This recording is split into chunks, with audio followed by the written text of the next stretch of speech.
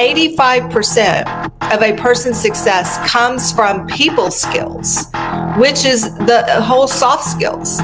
What's the one soft skill professionals must master to stand out in today's job market? Only one?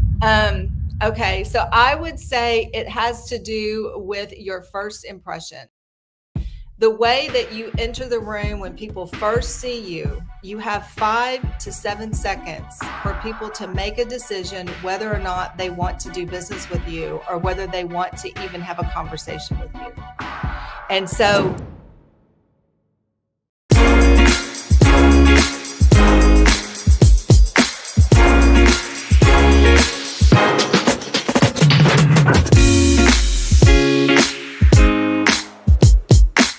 Today I'm joined by Julie Jones, business protocol and etiquette expert, certified trainer with the Protocol School of Washington, and the driving force behind today's professionals consulting.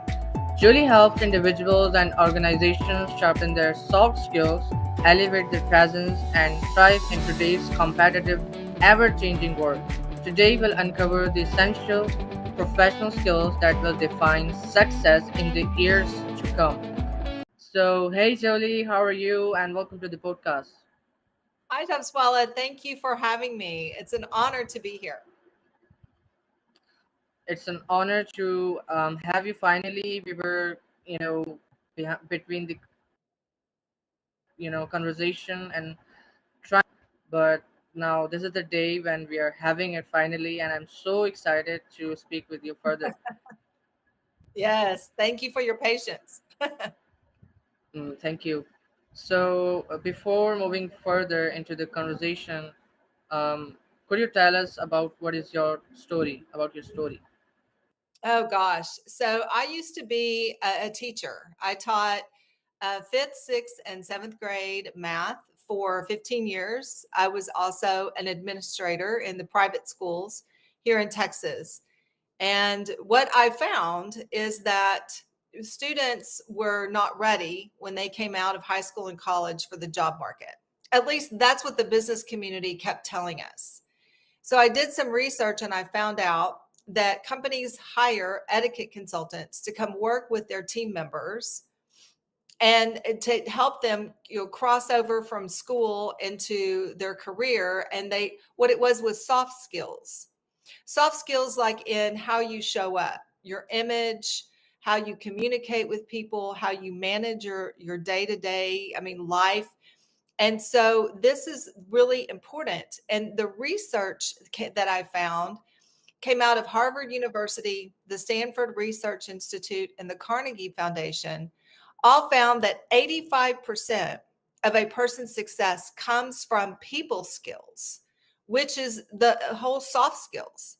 It's corporate etiquette, it's communication, it's how you get up and run your day every day and how people view you. It's like creating that personal brand that people want to do business with you. And so I went to the Protocol School of Washington and became a certified etiquette consultant and this was back in 2011, and I've been teaching corporate etiquette and soft skills ever since. And I also then during this time frame 2015 to 2021, I also opened a plumbing company.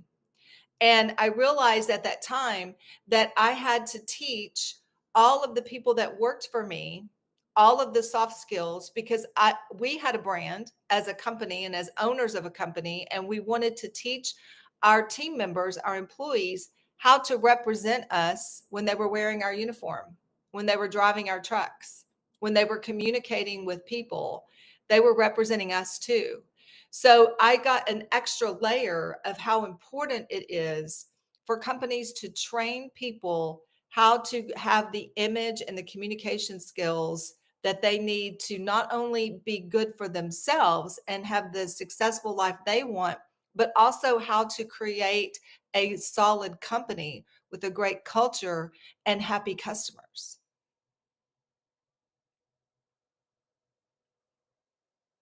Wonderful story, Julie.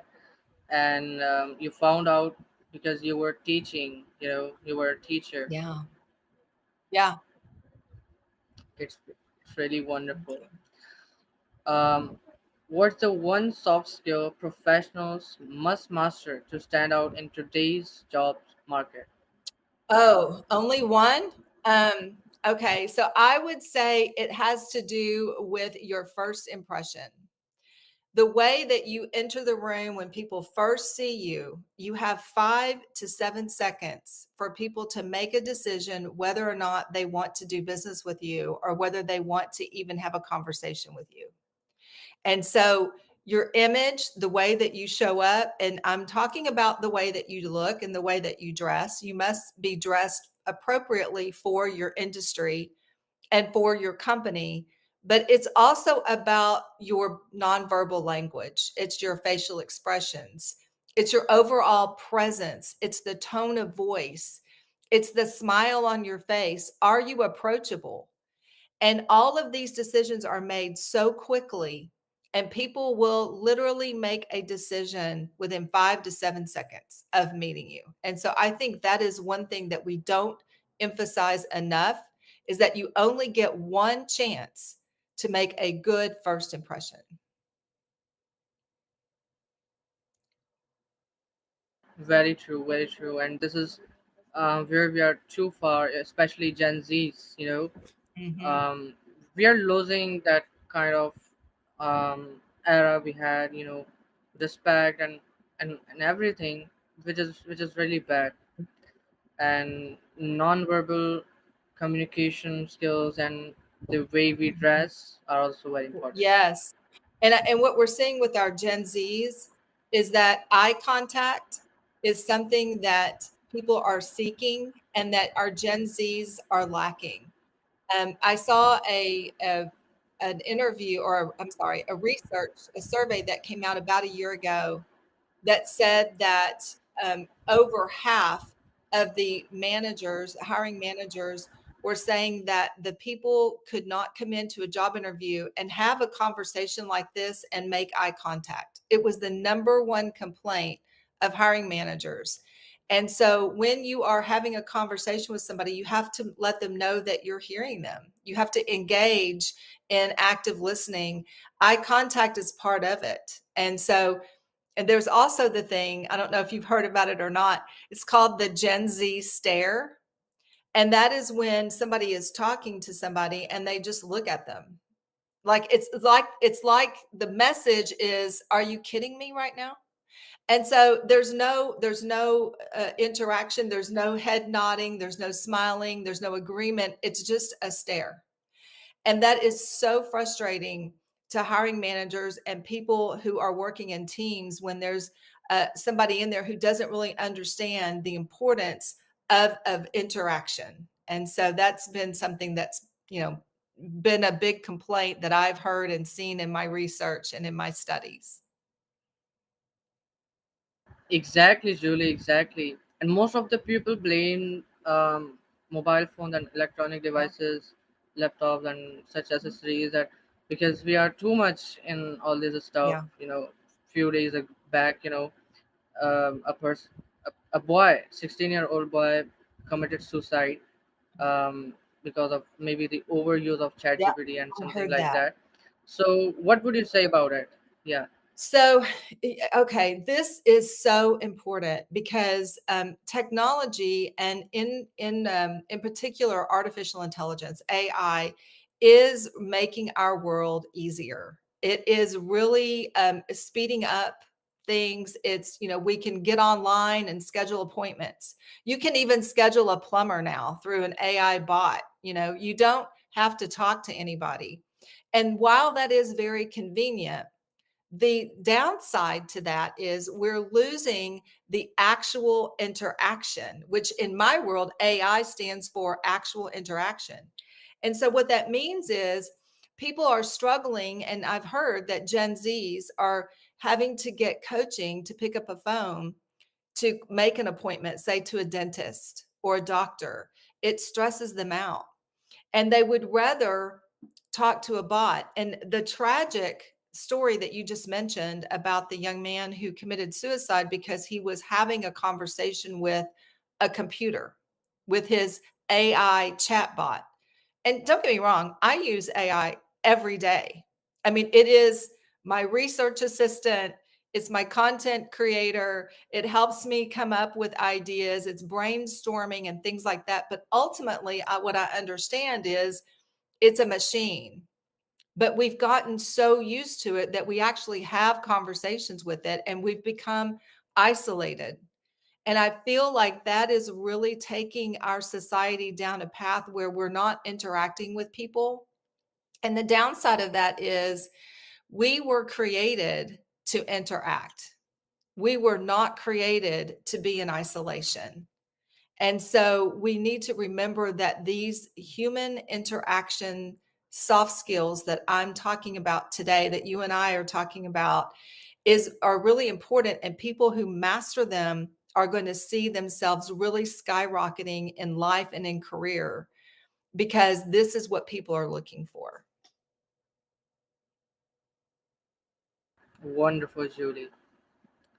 So how does your AIM method, attitude, image, self management, help professionals thrive in a digital first world? Yeah. So I created AIM over the 12 years that I've been teaching what I call corporate etiquette, which really evolved into soft skills. And so AIM is the attitude and mindset of how you show up. What you think about, you bring about. So every day when you think, I'm not good enough, I don't deserve that job, or you show up as, I'm going to get paid, I'm going to get what's due me, and then I'm out of here. That mindset really determines your future. So what I teach people is to how to have a mindset of how do you see yourself, and then also don't forget that you're serving others, whether you're serving a team on your company, whether you're serving a community, whether you're serving your family, it's about service. So the mindset is really important, because what you think about, you bring about. The I in AIM is about your image. And we're talking about your presence, your overall presence, how other people see you, the first impression. Are you trustworthy? Can you be depended on to go out and take a client to lunch and represent the company well? Can you communicate? Can you address problems without blaming other people or without being too much of a people pleaser? Like, what's the balance? We talk about charisma being on a scale of warmth and competence, right? If you're too warm, people don't see you as competent. But if you're too competent, then people see you as cold. You're really smart, but you're cold. So if you want to have that balance where they trust you, you have to know where you are on that scale and where you need to slide. We also talk about the platinum rule. Are you self-aware, and do you have the emotional intelligence to meet people where they are? And the platinum rule means treat others the way they want to be treated. Meaning, if they need bullet points, you have the awareness to say, I'm just going to keep this short so that they can go on with their day.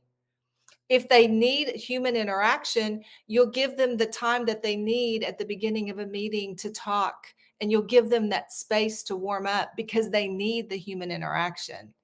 But you have to have the awareness of that. You have to know your audience. So you have to know how you communicate, and then you have to be able to adjust to whoever's sitting next to you. So communication is part of that image. And then the M is, how do you manage yourself? What routines and processes do you have in your life that help you govern your life? And I always say, start with your home.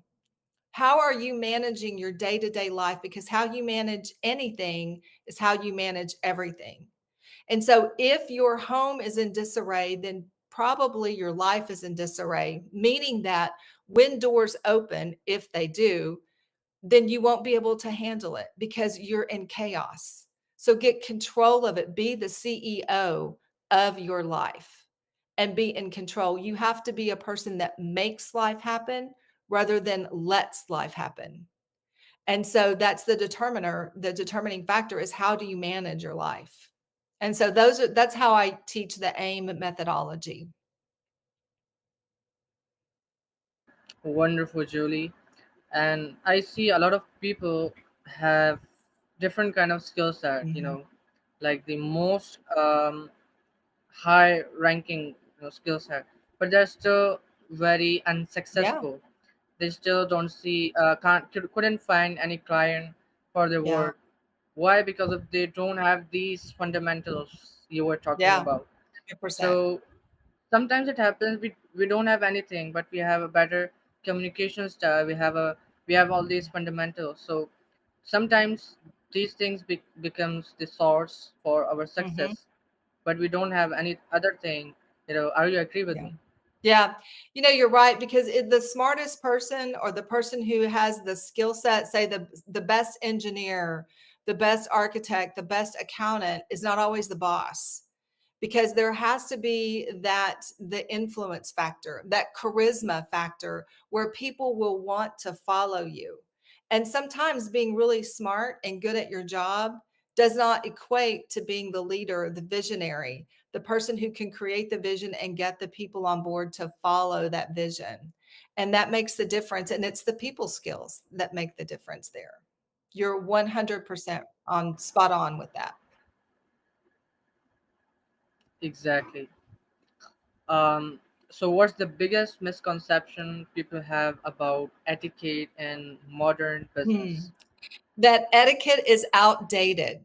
That's something that we did in the 1900s. It's not relevant in the 21st century, but it is because etiquette is rooted and grounded in respect for others. That's what it is. It is caring about yourself enough to know how to show up for others, how to have an image of someone who is classy and trustworthy rather than someone who just shows up the way they want to and doesn't care about how they're coming across.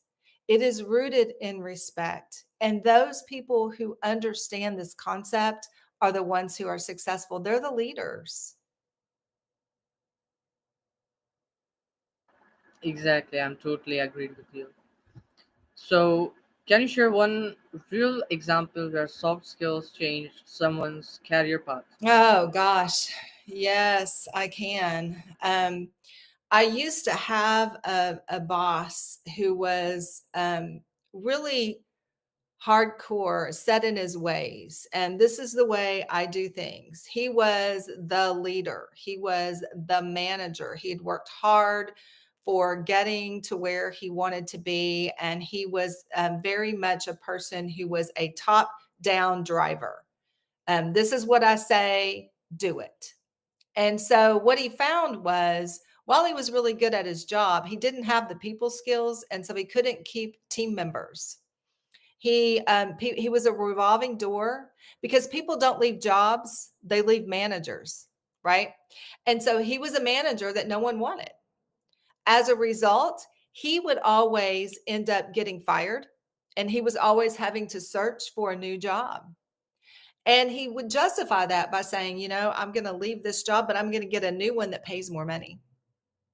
But what he ended up finding as he started growing in his career and he started realizing that really the way he is not the way other people are, and that his lack of having longevity in the job and having relationships where people trusted him was because of him. He had to look in the mirror and say, I'm the common denominator. And that's very difficult to do, but that is really the essence of creating your life. And so he looked in the mirror and he started getting coaching and he started studying soft skills. He started reading about emotional intelligence and he started realizing that maybe he wasn't the best person to manage the team. He needed to find a different role in his company. And he did. And he is hugely successful today. People really like him, they like working with him. And it is all because he had the self awareness to make the changes he needed in his life. Because if you want to change your life, you start by changing you. And so you can't control other people, but you can control yourself. And so that was one example that I love to share about somebody that I knew a long time ago. And now when I see him thriving, I'm just so excited for him. Wonderful story. Like the thing we were talking about before, people have a lot of skills, but they don't have these fundamentals, so they are, you know, very struggling. And it is also very difficult to get self-awareness about what we are where we are lagging at. So he ended up having that Self-awareness. self-awareness Hmm. which he didn't Yeah. have. Yeah, It's so true. Emotional intelligence really creates the confidence that someone needs to really go after their goals, because it's not about us. If you really want to be successful, you have to be able to work with others. And so, and with Dale Carnegie, if you look at all the people who are successful and thought leaders in this life, Dale Carnegie, Zig Ziglar, Jim Rohn, Tony Robbins, they all talk about how do you develop this self-esteem and awareness to be able to reach others. And I really think that following, I mean, this is not new. It's not a new concept. It's tried and true, and it's been this way forever throughout history. exactly. Wonderful. How should Gen Z professionals adopt their communication style for leadership roles? Said that one more time. How did they what? How should Gen Z professionals adopt their communication style for leadership roles? Well, I think they have to study. I mean, I'm a firm believer that if we want to improve skills, we need mentors, we need leaders, we need coaches.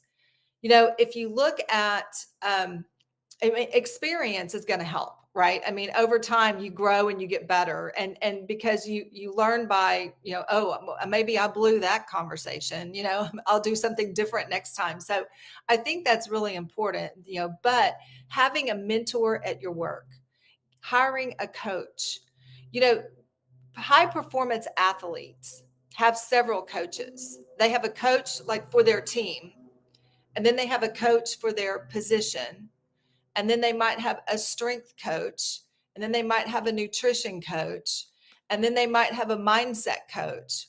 Because what we know is that if you want to fine tune any skill, you got to have help. You got to have somebody who's been there before, who has learned the lessons, and that you can learn from.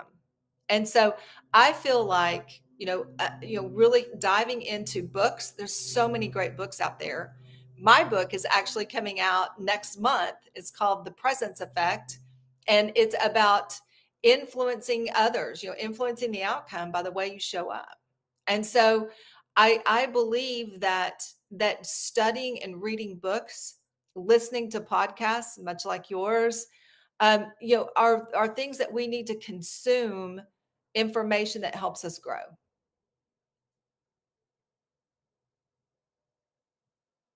Exactly, totally agreed with you. And I would highly recommend you read this book.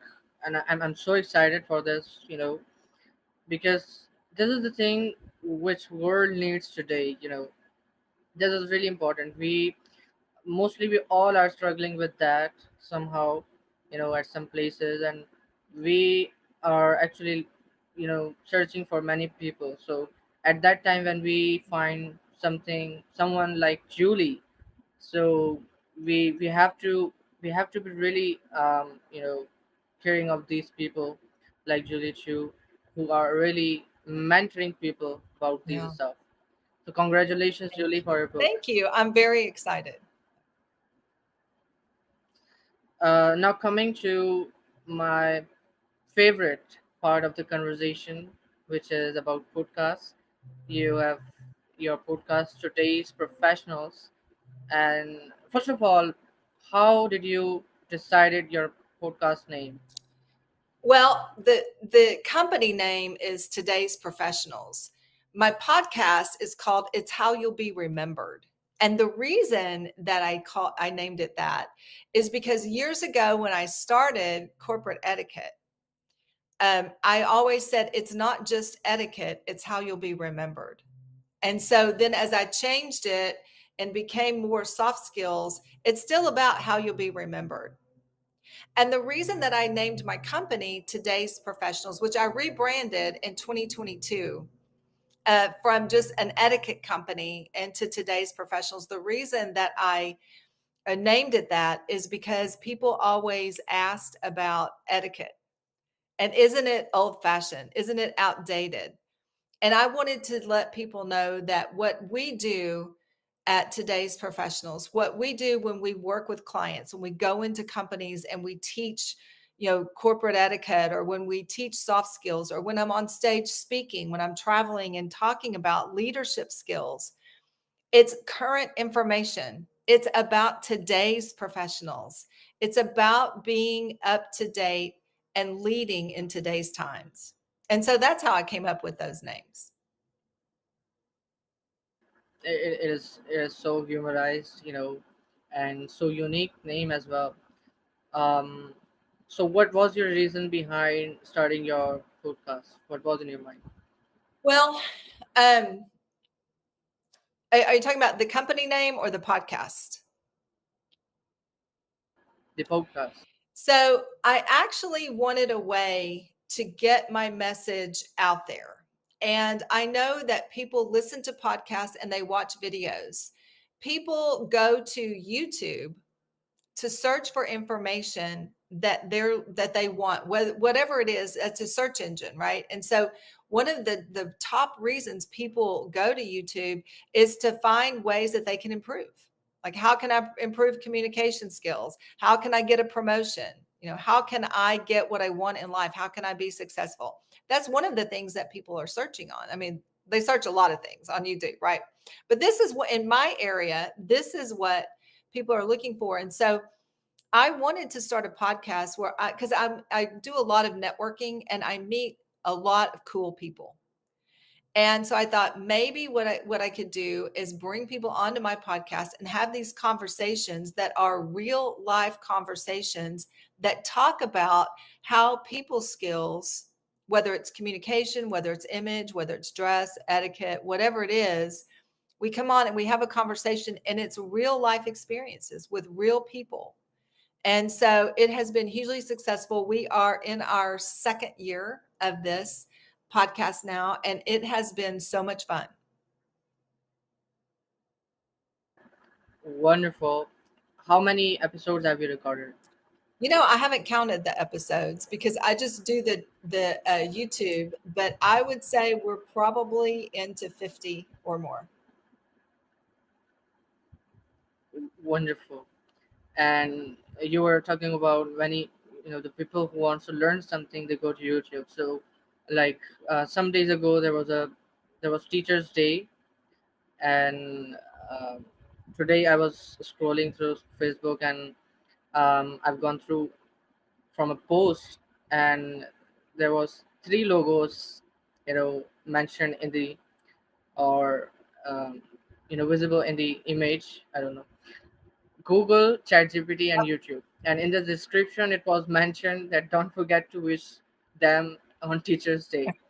So, like today, it is really common. People, you know, go to ChatGPT, go to Google, Mhm. YouTube. They don't tell things to their mom and dad, but they tell ChatGPT and Yeah. YouTube.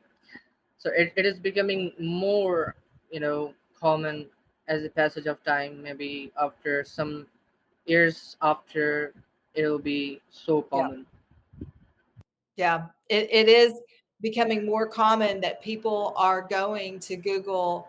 I mean, I'm getting to the point now, to be honest with you, where if I want to research something, instead of going to Google, I go to AI. I go to ChatGPT, I go to Gemini, and I ask them, ask a question, and I'm getting really, really good at the prompts because to it's about the prompts because it's going to search what it wants, what it thinks it wants, and it's going to start hallucinating and give you information that you don't want. So you have to be very specific, which has really helped me in my communication skills to be directive and to be thorough in what I want. It's helped me in my communication in that area because you don't need to be warm. I mean, a lot of people say please and thank you to their AI, but I've learned that I don't need to, that I can be more directive because it doesn't have feelings, you know? And so just this is what I want. And if it doesn't give me what I want, then I'll say, I wasn't clear. Let me give you more information. And then I'll learn to ask it, do you have any questions for me? Do you understand what I'm looking for? And it will ask you questions. Okay, well, I'm not sure about this. And I'm like, this is great.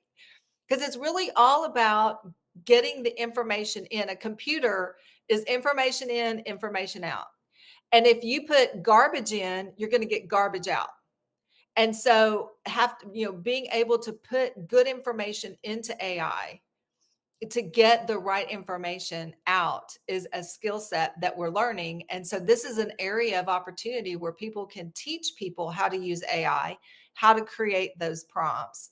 And there's actually YouTube videos out there that says this is how you create prompts for AI. So it's really kind of cool.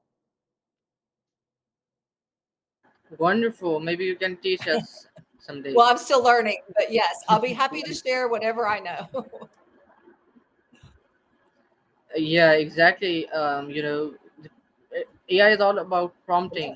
ChatGPT is all about Yeah. prompting. If we prompt AI correctly, so then we will be having more great Yeah, outcomes. you're right.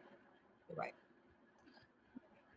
So, looking 5 years ahead, which soft skills will matter most? I think that we're always going to need face-to-face interaction. I mean, in 5 years from now, AI and technology is going to be even further down the road. I mean, we're already seeing videos where you don't have to make videos. You can just put in videos of yourself and pictures of yourself, and it creates a video of you, right? And so we're already seeing all of that. But at the end of the day, when there are, if there's something really important, there's going to come a day where people are tired of dealing with AI. People are tired of dealing with technology, and people are going to crave human interaction. So eye contact, knowing words and tone, how you show up, your nonverbal language, all of that is still going to be important 5 years from now. Wonderful. Yeah, exactly. We sometimes think that after some years we will not need it face interactions. We can even work with the Zoom meetings and virtual meetings. But as you mentioned, we will be still needed to have face interactions, eye Yeah. contact. Yes. Yes. And when you're on a Zoom call, turn your camera on. I mean, can you imagine if I turned my camera off right now? If I were to turn that off, I don't know if I can do it. Oh, there you go. This is not as effective, right?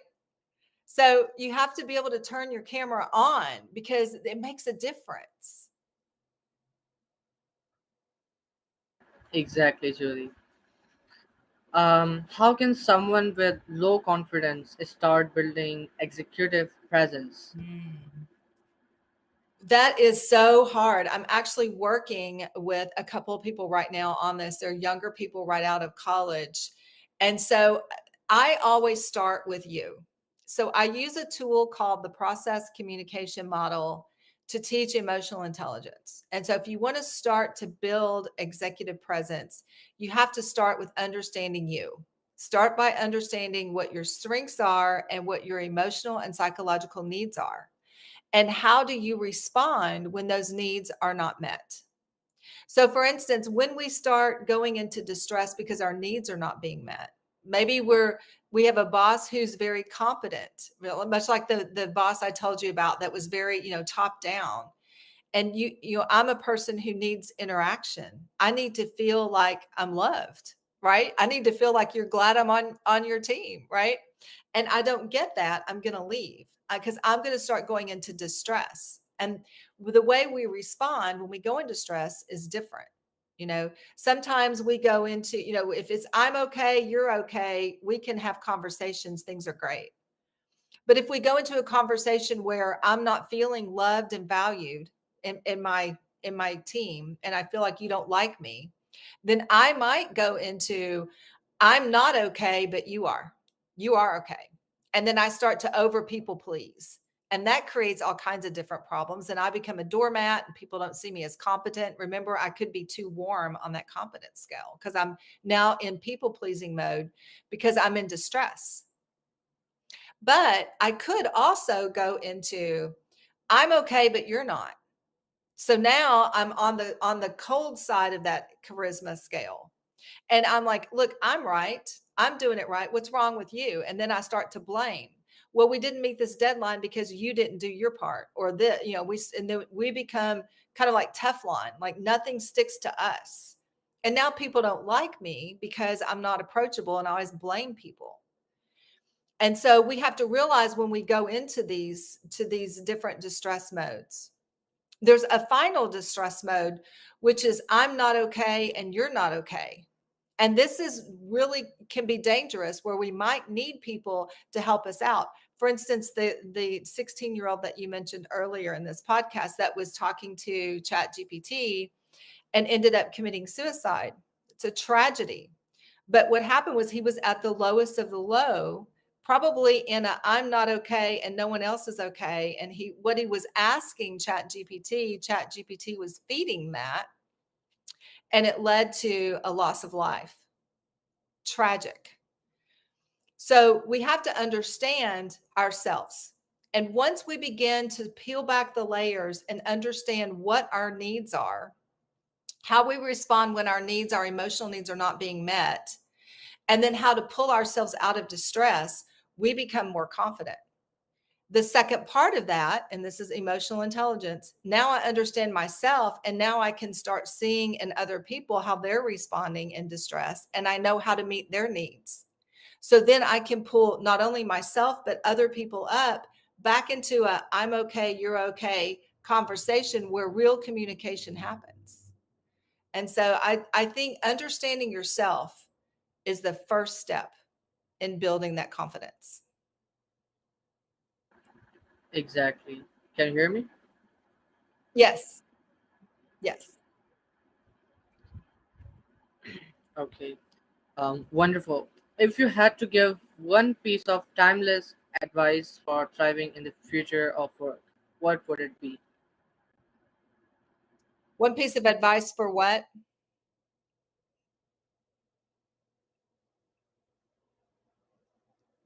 So you cut out.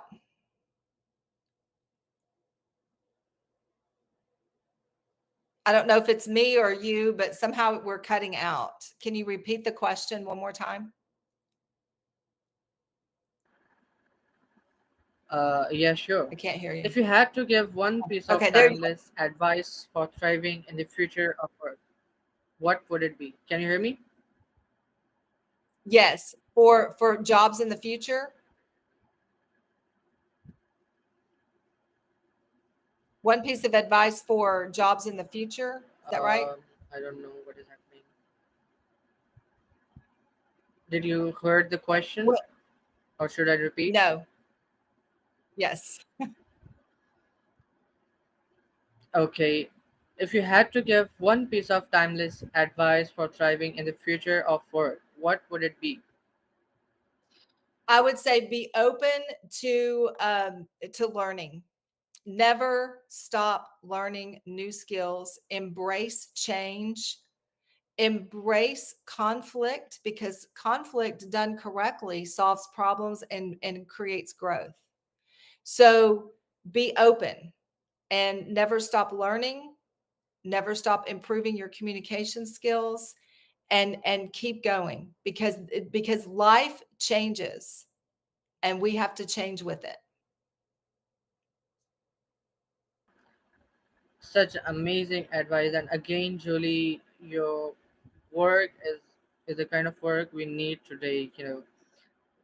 We are mostly struggling at communication, at non-verbal communication, and even with the style, with the dress we used to wear, because most of us don't know how to wear and what to wear.